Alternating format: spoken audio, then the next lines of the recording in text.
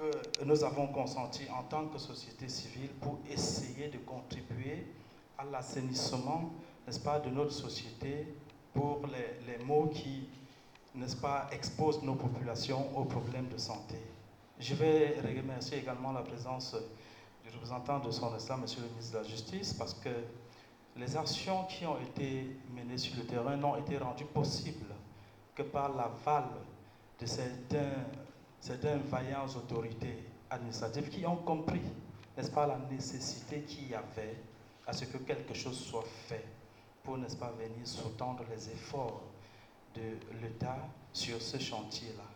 Donc, l'ayant fait, je dois dire que l'histoire, elle est toute particulière.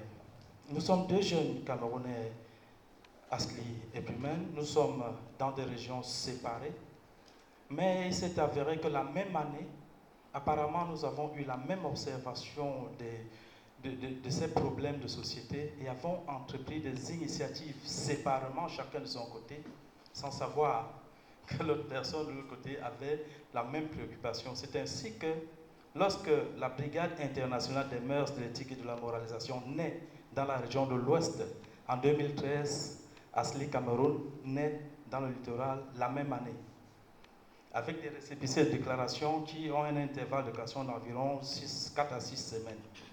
Alors, sur le terrain du travail au quotidien, chacun de son côté, il s'est avéré que nous nous sommes rencontrés, avons découvert que nous avions les mêmes préoccupations pour ce qui est de la contribution à l'épanouissement réel de notre pays avec une population saine.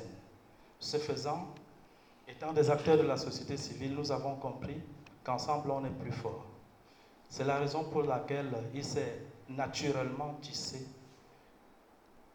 ce partenariat qui fait qu'aujourd'hui, sur ce panel, vous voyez ces deux structures qui sont représentées. Revenant à la problématique, je voudrais dire que le souci est parti de la base. Nous étions préoccupés. Notre esprit était taraudé par le fait de voir notre jeunesse ainsi se perdre sans que rien ne soit véritablement fait. Nous nous sommes demandé à qui devons-nous laisser ce pays si notre jeunesse est malade, si notre jeunesse est embourbée dans toute forme de déperdition qui les dévie de la démarche normale que nous avons reçue. Nous nous sommes rendus de plus en plus compte que la jeunesse n'est plus réceptive à l'éducation, même parentale, à la maison. À un certain moment donné, par l'influence des forces que nous avons eu beaucoup de peine à identifier, ils n'en font qu'à leur tête. C'est pour ça qu'une maman a dit tout à l'heure, avec les jeunes d'aujourd'hui,